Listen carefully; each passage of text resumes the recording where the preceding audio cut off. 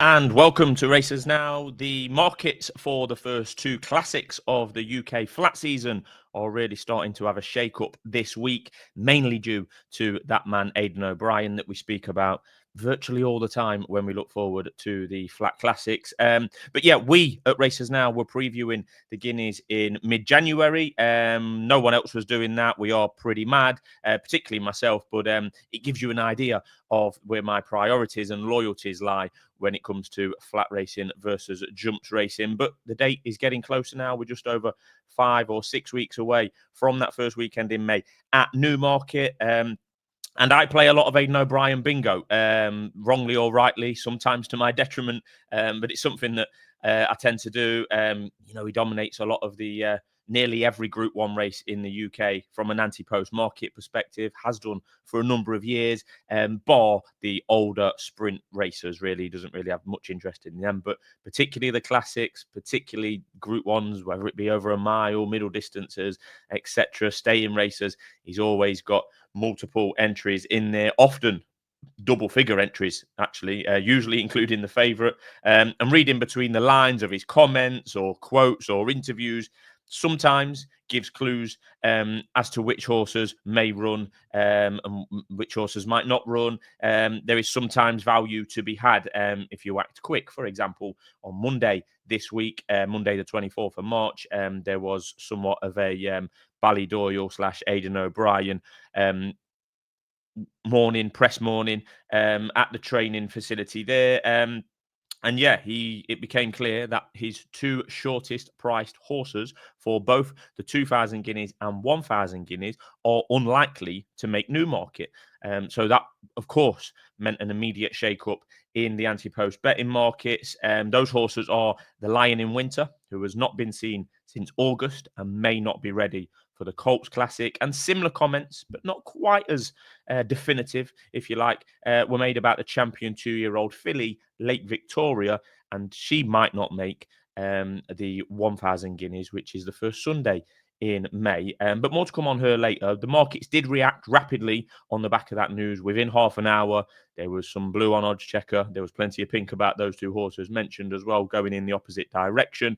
And they were duly taken over in the market by stablemates, such as the strength in depth, as always, when it comes to the classics and most of the Group 1s throughout the season. As mentioned, we have very much, or I have come accustomed to, Aidan O'Brien sitting on the fence. He knows where that fence is, and he caveats most comments, whether that be in March or the end of October, with things like, things could change, but that's what we're thinking at the moment. We'll make a decision in the next couple of weeks. We'll speak to the lads, etc., etc. The Lion in Winter and Lake Victoria have by no means been completely ruled out of the Newmarket Classics, just unlikely at this stage, given their preparation or progress, if you like, or training over the winter. I think that's fair enough to be giving updates like that about the headline horses, and if they are unlikely to make the races, I think that's fair enough, and the markets can react accordingly if they want to. We've got the exchanges out there; people can have their own opinion. So I do have, on the back of the updates on those two horses, the Lion in Winter, particularly, and Lake Victoria, I do have a couple of questions.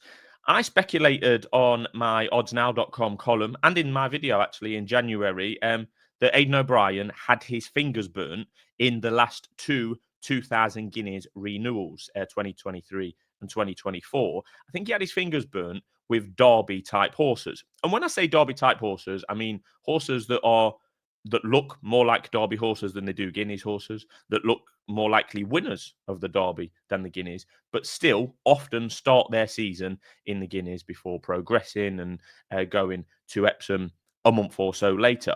And that's what's happened in the last 2 years. August Rodin and City of Troy, I think it's fair to say, both came into their 3-year-old season looking more like Derby contenders and more likely to win the Derby than the Guineas. That's not to say that they couldn't have won both.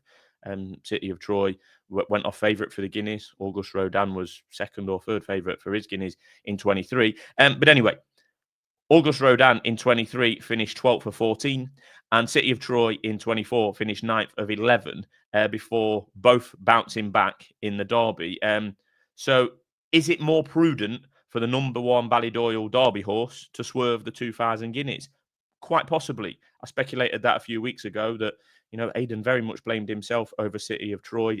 Something along the lines of didn't leave every stone unturned. There was a couple of stones that he didn't look under, etc. August Rodin was more unlucky in running in the actual Guineas itself, whereas City of Troy, he blamed himself on preparation. And we've got to remember, for these horses that are Derby types and could win a Derby, it becomes a long season for them, starting in May in the Guineas, then the Derby, then something like the King George or Irish Derby. Then you're looking towards August and September for the Juddmonte International, the Irish Champion, and then October for the Arc, and then all the way into November for the Breeders' Cup. So that does make it a long year, and to peak that many times, 4, 5, 6 times in the year, is difficult for any horse. So are we seeing before our eyes a change in tact, really, a change in method, whereby, having seen what happened in the last 2 years, not sending the chief Derby hope to the Guineas?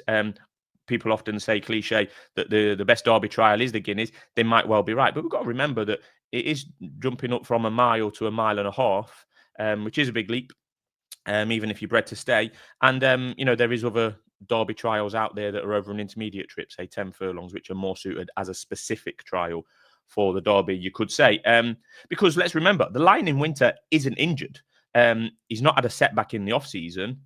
He's just not being fully wound up and pointed at the Guineas in early May. I think the comments have been along the lines of, if they come to themselves just in normal training, or if they're bouncing, then yeah, maybe we'll go to the Guineas, but it's not the number one priority at this stage, particularly for the Lion in Winter. And remember, he did have a hiccup or two towards the back end of his juvenile campaign. Not necessarily an outright injury, but clearly he wasn't right. He didn't run in the Dewhurst, for example. He was entered in that. He didn't run in the National Stakes. I think he was entered in that at the 5-day stage, and he didn't run in that Goff's Million, which he could have done. So yeah, that's how I read it. There's nothing wrong with the Lion in Winter, but he's not being fully wound up and pointed at the Guineas in early May. But that's not to say he definitely won't run, but I think it is pretty unlikely at this stage. So he was the 5-1 favourite in the 2,000 Guineas market. He is no more. They've gone as big as 14-1, but 10-1 generally for the Lion in Winter. Much bigger on the exchanges. Expanded, who was second in the Dewhurst, has come into 6-1, and Twain, who is a horse they've been talking about, is there at 7-1, but shorter in places. We'll come back to those two in a moment. So, yeah, I do think that Aidan O'Brien had his fingers burnt in the Guineas the last 2 years, and it might well be changing tact coming into this year. Question number 2 for me is, are Expanded and Twain that good anyway? Or is it just that the market is now getting carried away with them after they now appear to have become O'Brien's main hopes for the English and Irish Guineas? They might well be shortening by default with the Lion in Winter seemingly not going. That's fair enough. That's how the markets work. But the truth is, we don't know how good all three of them are. The Lion in Winter, Expanded, and Twain all only had 2 starts in their juvenile campaigns for differing reasons. Unlike Lake Victoria, we'll come on to, had 5 or 6 runs, won 3 Group 1s. We know much more about her prospects coming into her classic campaign. The Lion in Winter, had as I mentioned, had a couple of hiccups that prevented him from running in end-of-season Group 1s. Twain won a French soft ground Group 1 in October, just 8 days after making his debut, where he was basically unconsidered in a 28-1 he was to win his maiden, and 8 days later won a Group 1. So yeah, not fancied on debut, but clearly post that debut winning effort, thought good enough to go and win a Group 1 just 8 days later. So fair play to Twain for that. Expanded, similar to Twain, finished second in the Dewhurst 7 days after winning on his debut. They could all be very good, but we just haven't seen enough of them as 2-year-olds to be sure. And that's why the market is pretty open. 6-1 the field for the Guineas at this stage is pretty open. As always, there is likely to be some defections in the Guineas markets between now and the first Saturday, Sunday in May. But let's hope not, because at the moment, I think the 2,000 Guineas looks shaping up to be a pretty good renewal at this stage. We've mentioned the O'Brien runners or potential runners. We've got Godolphin Peer, Shadow of Light, and Ancient Truth. They finished 1st and 3rd in the Dewhurst. Expanded was second, and that Dewhurst made Shadow of Light a two-time Group 1 winner as a juvenile in the process. So he's, on form, if you like. He's got the best form in the book. The question marks over Shadow of Light, or will he stay? There's mixed messages from Charlie Appleby there during last year's campaign, and I think we'll look forward to some more comments from Charlie Appleby in the run-up to the Guineas. But he is due to run there. Whether he stays or not will decide how his season, Shadow of Light season, plays out. Will he stay at a mile for the likes of the St James's Palace and Irish Guineas and things like that, or would he drop down to the Commonwealth Cup, which they now have that option, with the Commonwealth Cup being a pretty new Group 1 in the flat racing calendar. Charlie Appleby also has Rolling Court, who had fallen behind the line in winter at York last August. He's shown that he retained some talent and ability this year because he's ran at Aidan, won very easily. You won't learn much from the form, but he looked well, and he's clearly trained on, and he might be a player in the 2000 Guineas, and possibly the most impressive horse over the winter that we've seen is Charlie Appleby's Opera Ballo. He's been bang impressive. He's won twice at Kempton over the winter months, but it might not be aimed at the Guineas. I think they see him more as a middle distance / Derby horse rather than a Guineas horse. But he would be an interesting runner wherever he decides to go next with that one, Opera Ballo. Then there's also the likes of Scorthy Champ for Joseph O'Brien that won the Group 1 National Stakes in September, plus others. So it is shaping up to be a decent renewal if they all stand their ground as it is. Over to the 1000 Guineas, where Late Victoria is on the drift following Monday's press morning. But then Tuesday, there was some mixed messages as well. So on Monday, he said that Late Victoria, they gave her, I think with what they've done with Late Victoria is basically give her a longer break over the winter, as she was a busy lady, particularly towards the end of last season. She won Group 1s at 7 furlongs in the Moyglare, came back to 6 furlongs to win the Cheveley Park at Newmarket, then went back to a mile round 4 bends at Delmar to win another Group 1 there. So to win 3 Group 1s over 3 distances, but in that strange order 7, 6, and then back up to a mile, pretty unique. But I think they've given her a longer winter and a longer break as a result of her busy escapades towards the back end of last season. The slightly differing quotes. So on Monday, it was along the lines of, she's been given a longer break. She's behind the others. She might make the Guineas, but it's not sure to make it. She's got the option of being aimed at the Irish 1000 Guineas. Then Tuesday, slightly different comments from Aidan on Tuesday, where he said, and I quote, this was to the Racing Post, "I'm not sure she'll make the Guineas, but we're training her for it." And along the lines of, it wouldn't surprise me if she came to herself and she made it. So that is fence sitting yet again. I'm not sure she'll make the Guineas, but we're training her for it.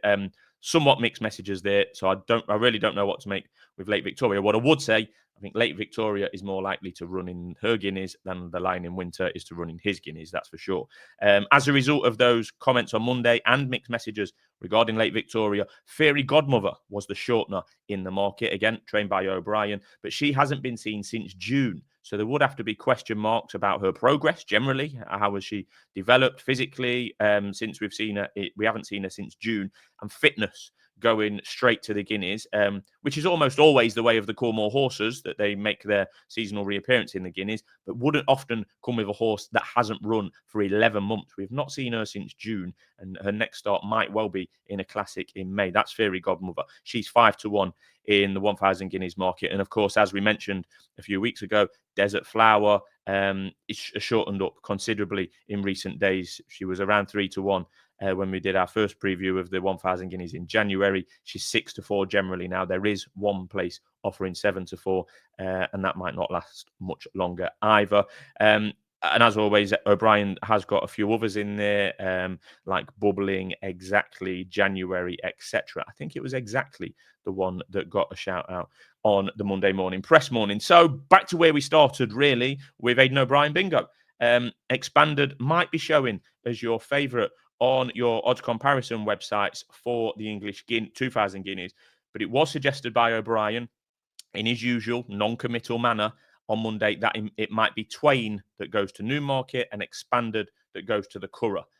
As such, Twain is your current favourite on the exchange, and Expanded is any price you like for making a trip to England for their 2,000 guineas. Yeah, I will admit I backed Expanded over the winter. But yeah, it looks like he is not going to Newmarket, unfortunately. I thought he was really good in the Duos. With that lack of experience, he had to run a couple of different races, maybe hit the front a bit too early, but then did stay on. Shadow of Light was over the other side of the track. It was a funny old Duos if you watch that back. But yeah, Twain is the favourite for the 2,000 guineas. I'm guessing that next time we speak, he'll be the outright favourite. On Odds Checker, for example, is as low as 5-1, but as big as 7-1, whereas Expanded is between 9-2 and 6-1. I think that will correct itself. I think Twain will be favourite anti-post wise, but will he be favourite on the day?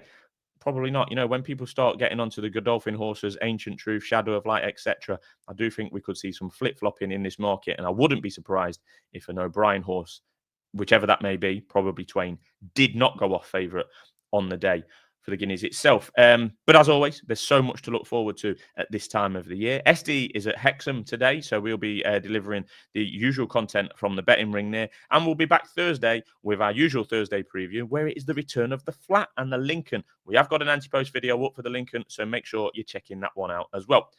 Thanks for watching, and we'll be back soon with more big Group 1 previews here on Racers Now.